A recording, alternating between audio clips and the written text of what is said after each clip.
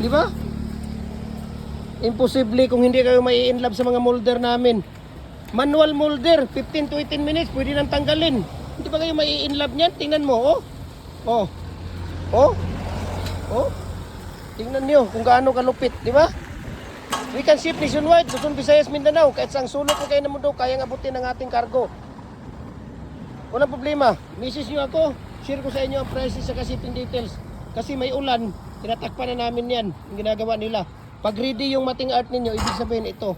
Yan o, yung bakal na nilalagay natin sa loob, pag ready na yan, 6 na sako ang matatapos nila dito sa isang araw. Ayan, di ba? Ang mixing dito, 6 na sako na buhangin, 7 piraso ang pinapalabas sa 7 feet, 1 bag of cement, 3 to 4 bucket of water. Yun, ang ratio at saka mixing natin dito. Di ba? So, ulitin ko, ang mixing natin dito, 1 bag of cement, 6 bags of sand na may bato-bato, kagaya niyan. Tignan nyo, ayan o, may bato-bato. Tapos 3 to 4 bucket of water. Tapos 7 piraso ang pinapalabas natin sa 7 feet, 8 piraso sa 6 feet, 6 na piraso sa 8 feet. So ano pang hinihintay ninyo? Share niyo yung video natin para nakakatulong tayo sa iba.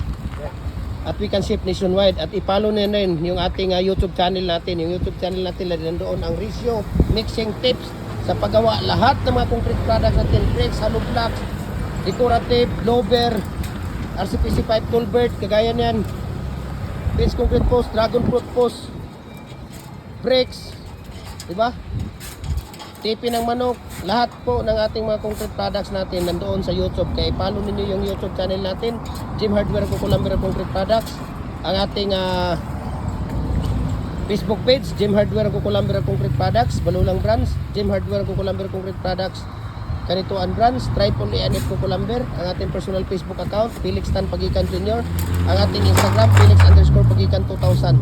Ayan, para updated po kayo sa lahat ng mga video natin, no? Sa lahat po ng mga video natin at para updated po kayo. So ganun lang, kasimple, 15 to 18 minutes pwede na natin tanggalin, di ba? Pagka tag-init. Pagka makulimlim ang panahon, 20 to 30 minutes, no? Bago natin tanggalin yung ating molder. Kaya imposible kung hindi pa kayo matututo dyan, dahil may mga tutorial tayo sa paggawa nito ng mating art. Yan, yung mating art natin, kung paano ginagawa yan, ano ang mga sukat, ano ang mga tips natin sa paggawa. Kaya ano pang hinintay ninyo?